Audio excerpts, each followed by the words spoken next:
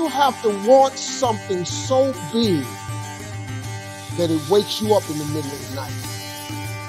You have to want something so big that you think about it all the time. No matter what happens to you, it ain't over. It ain't over.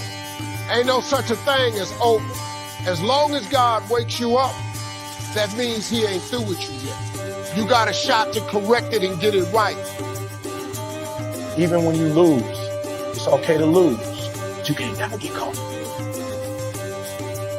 If you complain about not having work-life balance, spend more time on vacationing and your family. It's super simple. Let your actions dictate instead of sitting there and feeling like you're not in control.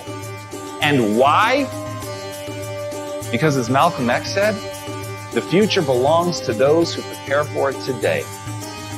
So if you don't put the work in today, if you don't do the unending, back-breaking work of developing yourself into something greater, the world is going to pass you by. The truth is that you are going to suffer.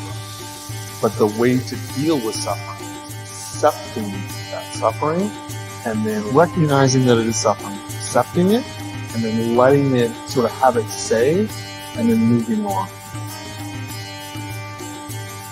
As long as I enjoy what I'm doing, I train hard, I have no regrets, and all I can do is give my best, then it's going to be fine, regardless of the outcome. It's important for me to actually hear criticism sometimes, because I think that's what makes me a better player. And if you getting up going to work on a job every day that you hate going to, that ain't living, man. You just existed. At one point in time, you ought to see what living's like. But the only way to see what living like, you gotta jump. There are moments when you're going to doubt yourself and say, God, why is this happening to me? I'm just trying to take care of my children and my mother. I'm not trying to steal or rob from anybody. Why did this have to happen to me? For those of you that have experienced some hardships, don't give up on your dream. This walk is hard, but the hardest walks lead to the greatest destinations. The toughest climbs always lead to the best views. It will be worth it in the end.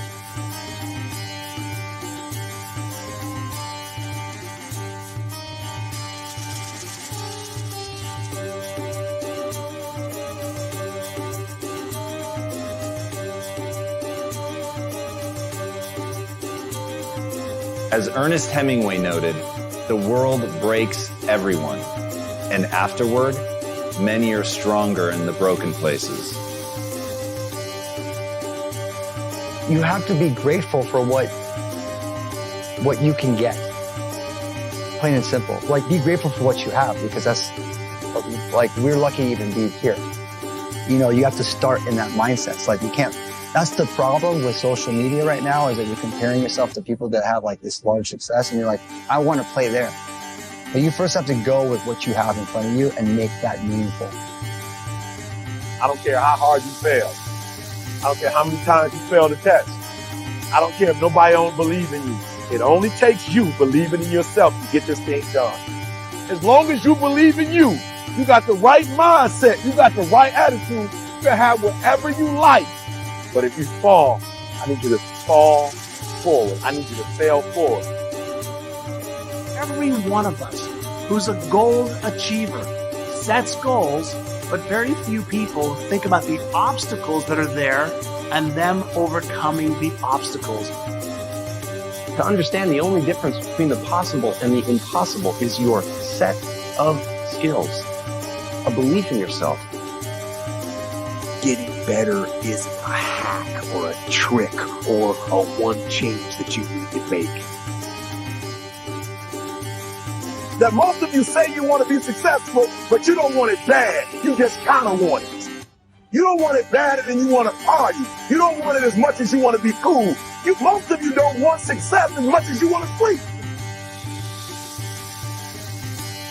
We all have things that we're believing for, dreams that we want to accomplish, problems we're hoping will turn around. Maybe it's to see our family restored, to lose some weight, to break an addiction, to start our own business.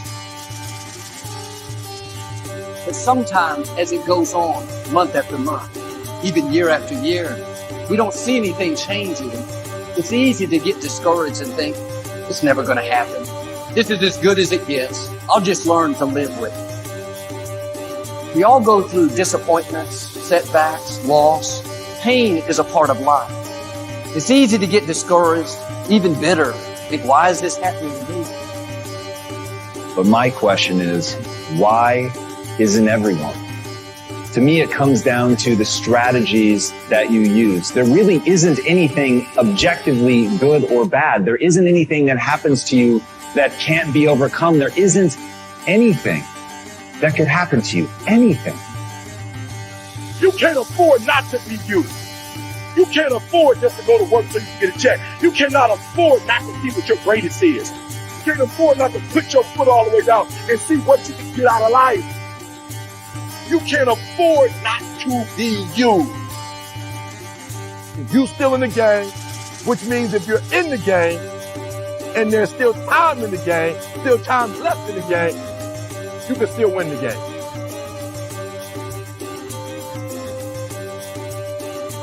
Giving up your personal history.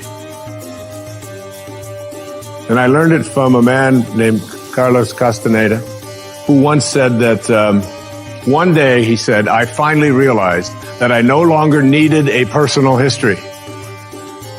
And just like drinking, he said, I gave it up. And that, and only that, has made all the difference in the world. You know, the nice thing about giving up your personal history is that if you don't have a story, you don't have to live up to it. All of us have these bags of manure that we carry around with us called our past, and the people who have done things to us and the events and the circumstances, all of this stuff that we use and we bond to, and we bond ourselves to these wounds of our past, and we identify ourselves on the basis of these wounds. And every once in a while we set it down and we reach in there and we smear it all over ourselves. And then we wonder, why does my life smell so bad? I don't understand this. When in fact, the now, this moment, merging yourself into the now means that you may have been in a relationship. I had a woman from Holland who came over to see me, whose husband had left her after 25 years. She had 4 children, and she just had been on the verge of suicide. And she was losing weight, and she was depressed, and she was taking all kinds of drugs for it. And she was getting sicker and sicker because she just couldn't get over it. And she came to a book signing that I was doing at a bookstore down in Florida. And she said, you've got to say something to me. You've got to say something to me that will help me to get over this. And I told her this line. I said, give up your personal history. Merge yourself here, now, into this moment. And those 25 years are something, if you want to understand how to do it, think of your past as, oh, this hat. And this is your past. Now, you can't just set this thing down over here and walk away from it and give up your personal history, because you'll always have it there to look back at. What you do is you pick up your past and you embrace it. You understand it, you accept it as, I had to go through these things that I had to go through in order for me to get to this place today. And the evidence for that is that I did. You don't need any more evidence. You did. And then you toss it. You toss it. You embrace it and you toss it. And you merge into the now by giving up your attachment. And some of you have heard me use the metaphor of the wake. Alan Watts talked about the wake is not what drives the boat. The wake is just a trail that is left behind. That's all it is. And so is the wake of your life. And the wake doesn't make the boat go, and neither does the wake of your life, the reason why your life is going in the direction that it is. The wake is a trail that is left behind, and it's an illusion to believe that it is the cause of your suffering or your struggles or your difficulty. Give it up. Let it go. Embrace it, understand it, get help doing that if you must, and then move into the now.